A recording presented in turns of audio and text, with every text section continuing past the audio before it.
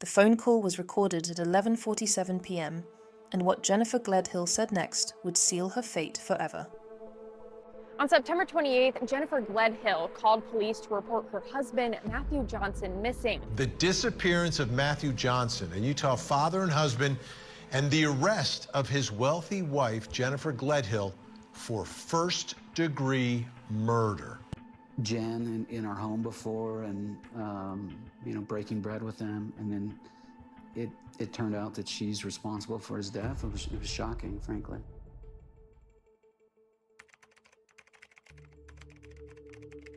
Hi everyone, my name is Sophie, and today we're going to take a look at another horrible case with you. Jennifer Gledhill and Matthew Johnson seemed to have it all. Living in their $1 million home in Cottonwood Heights, Utah, they appeared to be the perfect family, a devoted military husband and a caring mother raising their 3 children, aged 11, 7, and 5. Matthew, 51, was a respected member of the Utah National Guard's 19th Special Forces Group, a Green Beret who had served his country with honor for over a decade. His fellow soldiers described him as brilliant, reliable, and someone you could always count on for answers. Jennifer, 42, was seen as a devoted mother and supportive military wife who many of Matthew's friends described as nice, kind of a homebody. The family lived quietly in their upscale neighborhood, and to the outside world, everything seemed normal. But beneath the surface of this seemingly perfect marriage, cracks had begun to form months earlier. The couple had been considering divorce since July 2024, and court documents revealed a highly dysfunctional relationship that had been deteriorating for some time. In August 2024, Jennifer filed for a temporary protective order against Matthew, claiming she needed protection from her husband. However, when the case went before the court, the judge made a decision that would prove to be fatally significant. 3rd District Commissioner Russell Minus examined the evidence Jennifer presented and found that the videos she submitted actually showed her as unafraid and equally confrontational toward him.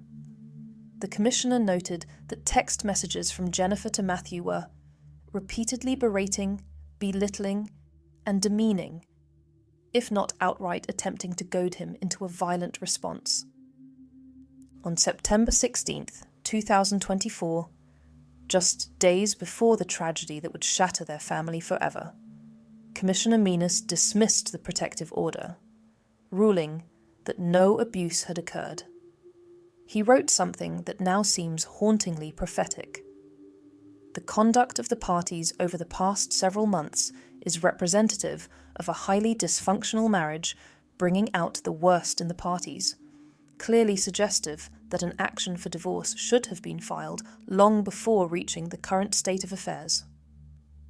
What the commissioner didn't know was that Jennifer had already made a decision that would ensure divorce proceedings would never be necessary.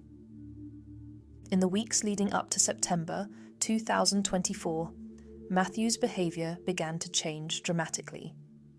According to his friends, Jennifer's erratic behavior had become so disturbing that Matthew spent much of the final weeks of his life sleeping at a National Guard facility out of concerns about his safety. In one of his last conversations with his longtime friend, retired Utah National Guardsman Kevin Thompson, Matthew had really come to the conclusion that a divorce needs to happen, and it is time to move on. But Matthew never got the chance to move on.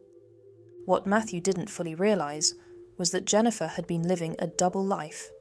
She was having an affair with another man, someone who would later become the key to unraveling the entire case. This wasn't just a casual fling. It was an intense relationship that consumed Jennifer's thoughts and emotions. On September 19th, 2024, just 2 days before the murder, Jennifer showed her lover something that should have been a warning sign. She displayed a loaded gun to him, a Glock 19X that she kept in their home. At the time, he probably thought nothing of it. After all, many military families owned firearms. But prosecutors would later reveal that Jennifer had been calculating and methodical in her planning. She had arranged for their 3 children to stay at her parents' house the night she planned to kill their father. The stage was being set for a confrontation that would end in tragedy. September 20th, 2024, started like any other day, but by evening, the fragile facade of the Johnson-Gledhill marriage would finally crumble. Matthew had discovered the truth about his wife's affair, and witnesses would later report hearing a heated argument between the couple that night. According to Jennifer's later confession, Matthew confronted her, yelling at her, because he knew she had been sleeping with someone else. The argument was intense, with years of marital problems finally exploding into the open. But what happened next would haunt everyone who learned about it. In the early hours of September 21st, 2024, as Matthew lay sleeping in their master bedroom, completely vulnerable and unaware of the danger he was in, Jennifer made a decision that would destroy multiple families forever. She took his own 9mm handgun and shot her husband in the head while he slept. According to her own confession, she then put Matthew's body into a rooftop storage container, sliding it down the stairs of their home before loading it into the back of their minivan. She smashed his phone and drove his truck to a nearby neighborhood, abandoning it blocks from their home. Then, in what can only be described as a methodical cover-up, Jennifer drove north with her husband's body and buried him in a shallow grave at a location that remains unknown to this day. When she returned home, she began an extensive cleanup operation. She bleached the walls, used carpet cleaning supplies throughout the master bedroom, and ordered a new mattress to replace the blood-soaked one where Matthew had been killed. The mattress arrived just 2 days later, but Jennifer's most critical mistake was yet to come. On September 22nd, just before midnight, Jennifer showed up at her lover's home and made a confession that would ultimately lead to her arrest. She told him everything: how she had killed Matthew, how she had disposed of his body, and how she had cleaned up the crime scene. The man noticed bruises on Jennifer's body during their conversation, and when he asked about them, she casually explained that she had gotten them while burying her husband and cleaning the house of evidence. Her lover was terrified by what he had heard. This woman he thought he knew had just confessed to cold-blooded murder with an almost casual demeanor. The truth was about to come out, and it was worse than anyone imagined. Jennifer's lover was so disturbed by her confession that he decided to record their next phone conversation. When he told Jennifer that he was frightened by what she had told him, her response was chilling, and would become one of the most haunting pieces of evidence in the case. "Wow, if you think I could even hurt a fly," she said. "Like he's not a person. He wasn't a person anymore. He wasn't Matt." The cold detachment in her voice was unmistakable. She had dehumanized her husband so completely that his death meant nothing to her. But Jennifer's disturbing revelations didn't stop there. When her lover asked if she would be afraid if the situation were reversed, Jennifer replied, "Not if I deserved it. I always preached that I was like the Queen of Hearts in my past lives because I'm like off with their heads. I'm like, if we could just round up the scum of this earth and put them on an island, or just kill them all, I could shipshape this country back to a good place." Jennifer also asked her lover not to think of her as a monster and to remember who she was before she opened her mouth. The irony was not lost. She was asking for understanding after confessing to murdering the father of her children in cold blood. What made this conversation even more significant was that it took place before Matthew was officially reported missing. Jennifer was already referring to her husband in the past tense, even though no one else knew he was dead. 6 days after her confession to her lover, Jennifer finally reported Matthew missing to police. She told them that Matthew had said he would be gone for a week and told her not to call him. Meanwhile, the Utah National Guard had already begun searching for Matthew when he failed to report for duty on September 23rd. But unbeknownst to Jennifer, her lover had been collecting evidence against her. He had taken screenshots of their text messages and recorded their phone conversations. On October 2nd, 2024, he finally contacted police with information that would crack the case wide open. What happened next would shock even the most seasoned investigators. When Cottonwood Heights police executed a search warrant on the Johnson-Gledhill home on September 28th, they discovered a scene that told a very different story than the one Jennifer had been telling. In the master bedroom, investigators found a large blood-stained spot in the carpet underneath the bed. Blood was also found on the bed frame slats, which corroborated exactly what Jennifer had told her lover. The house reeked of bleach, and there were reddish-brown spots on the walls, bed frame, and blinds. Most tellingly, the mattress in the bedroom was brand new. Phone records would later show that Jennifer had ordered it on September 24th, just 3 days after the murder, and it had been delivered 2 days later.